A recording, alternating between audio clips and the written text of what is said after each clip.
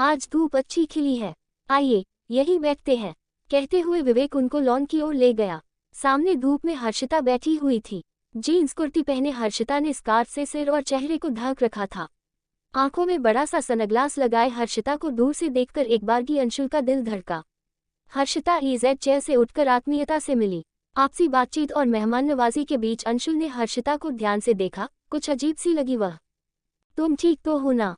बिल्कुल ठीक हूँ, अंशुल के पूछने पर हर्षिता ने मुस्कुराते हुए कहा। उसी समय सुकन्या बोल पड़ी, विवेक जी बता रहे थे कि इन फूलों की देखभाल आप ही करती हैं।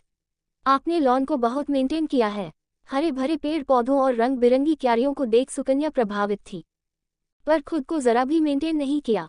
बेसाख्ता अंशुल के मुंह से निकल गया तो सुकन्या असहज हो गई, पर हर्षिता ने मुस्कुराकर कहा, ये बात विवेक के सामने मत कह देना। सबके लिए कॉफी लाते विवेक को आते देख भावुक हुई हर्षिता अब भी बोल रही थी। बहुत भाग्यशाली हूँ मैं जो विवेक जैसे पति मिले। धीरे धीरे ही सही, पर ठीक हो रही हूँ, वरना मुझे कैंसर है इस खबर ने तो तोड़ ही दिया था। पुनर्जीवन दिया है विवेक ने मुझे।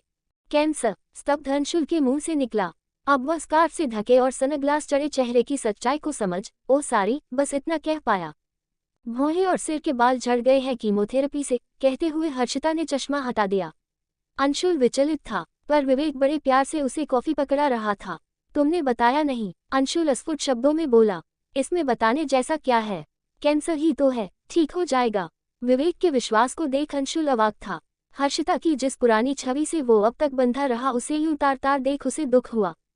जानते हो अंशुल, शुरू में कीमोथेरेपी से मेरे झड़े बाल और बदसूरत शक्ल देखकर घर में कोई काम करने नहीं आता था। उस वक्त विवेक ने सारे काम खुद किए, मुझे संभाला।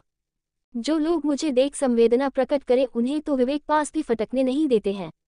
हर्षिता के कहते ही अंशुल विस्मय से बोला, ऐसी हालत में तुम काम कर रही हो? तुम्हारे प्रोफाइल में HR मैनेजर लिखा है ना? उसकी दुविधा दूर करते हुए विवेक ने कहा, कुछ समय के लिए इन्होंने विराम लिया है। HR मैनेजर इनका पुराना अपडेट है, उसे बदला नहीं, क्योंकि ठीक होने के बाद वहीं से शुरुआत करनी होगी। हर्षिता को काम छोड़ने पर दुख हुआ होगा। अंशुल के कहने पर विवेक बोला, दुख उन्हें होना चाहिए जो उम्मीद छोड़ देते हैं। वर्तमान से हारकर जॉब करियर, भविष्य की बातें बेमानी है। असल जीत तो वर्तमान को जीकर हासिल करनी चाहिए। मुझे गर्व है हर्षिता पर जिसने अपने वर्तमान को जीता। विवेक की बात पर हर्षिता एकटक उसे देखती हुई बोली, तुम हो तो वर्तमान जी पा रही हूँ। एक दूसरे के प्रति इतना विश्वास और आपसी समझ देख अंशुल हैरान था। दोनों यूं एक दूसरे में डूबे बातें कर रहे थे मानो विवेक कहीं का राजकुमार और हर्षिता प्रिंसेस हो। एक दूसरे को शुभकामनाओं के साथ अंशुल और सुकन्या ने विदा ली। रास्ते भर अंशुल सोचता रहा कि हर्षिता का फैसला सही था। प्यार सच्चा था तभी उसे ऐसा जीवनसाथी मिला जो इन परिस्थितियों में उसका साथ निभा रहा है। उसे अपना व्यक्तित्व विवेक के सामने बौना लगा। रास्ते में चाय पीने के लिए वह रुके तो अंशुल को उदास देख सुकन्या ने कहा, क्या हुआ, तुम हर्षिता जी की हालत से दुखी हो? अंशुल एक फीकी मुस्कान के साथ मौन था। वह फिर बोली, उनके साथ विवेक जी हैं। देखना वो इन परिस्थितियों से बड़ी जल्दी बाहर आएंगे, वो भी स्वस्थ हर्षिता जी के साथ। मैंने उन्हें ध्यान से देखा है, उनमें गम में भी खुशी तलाशने वाली अद्भुत इच्छा शक्ति है। अपने सद्प्रयासों से हर्षिता जी को वो पतझड़ में भी मधुमास का अनुभव करा देंगे। ऐसे सकारात्मक वातावरण में कोई रोग भला कैसे टिकेगा? कहती हुई सुकन्या कसौली की खूबसूरती में खो गई। सुकन्या की विचाराभिव्यक्ति एक नई सुकन्या से उसका परिचय करा रही थी। विवेक, हर्षिता और सुकन्या परिस्थितियों के विपरीत होने पर भी सुखी थे, क्योंकि इन सब में किसी को कुछ देने के सद्भाव थे। सुख का आकांक्षी होने से पहले उसे भी देना सीखना होगा, उसे भान हुआ। जिस सुकन्या को वह अक्सर अनसुना करता आया, वह सुकन्या दुर्लभ संयोग है जिसकी प्राप्ति उसे किस्मत से हुई है। कुदरती खूबसूरती में डूबी सुकन्या को वह आज सुनना, जानना और समझना चाहता था। मम्मी जी, बिल्कुल अच्छा नहीं लगता है घर में। जब से आप यहाँ आई हैं, कुछ बढ़िया खाना बनाने का मन नहीं करता है। बहू की बातें सुनकर मन और भरा जा रहा था।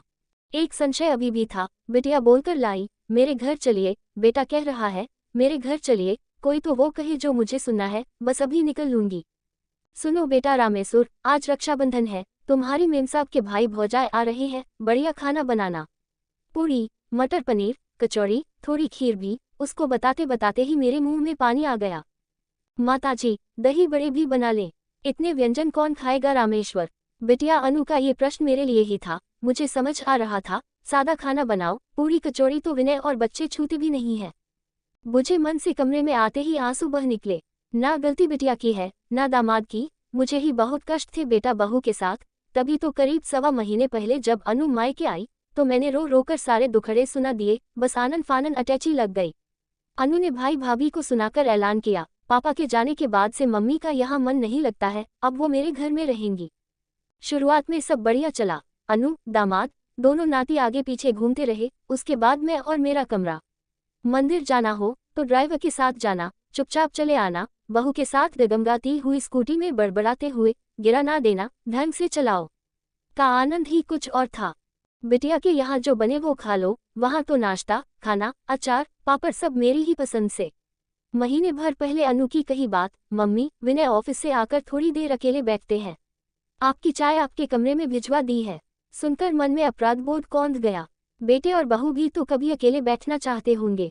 वहाँ हर कोने में फैला मेरा सामान मेरी अनुपस्थिति में भी हाजिरी लगाता रहता था। पोते के कमरे में भजन की किताबें, आंगन में सूखती साड़ियाँ, बहू के कमरे में रखी जपमाला, यहाँ एक कमरे में सिमटी मेरी गृहस्थी। छोटी छोटी बात पर पोते पोती को डांटने पर भी कभी बेटा बहू ने वो ज्ञान नहीं दिया जो बिटिया उस दिन बांट रही थी। आप बच्चों को टोका ना करिए, अब देखिए ना मेरी ही बात नहीं सुनते हैं।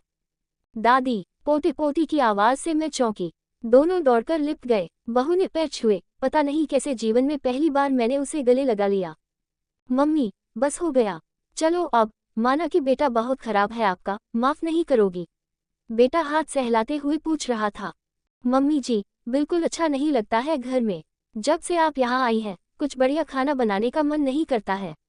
बहू की बातें सुनकर मन और भरा जा रहा था। एक संशय अभी भी था। बिटिया बोलकर लाई, मेरे घर चलिए, बेटा कह रहा है मेरे घर चलिए, कोई तो वो कहे जो मुझे सुनना है, बस अभी निकल लूंगी। कहाँ चलने को कह रहे हो तुम लोग? तुम्हारे घर। आखिरकार बहू मेरे मन की बात ताड़ ही गई। हमारे घर नहीं मम्मी जी, अपने घर चलिए। ऐसे ही वीडियो देखने के लिए हमारे चैनल को लाइक एंड सब्सक्राइब करें। Thanks for watching.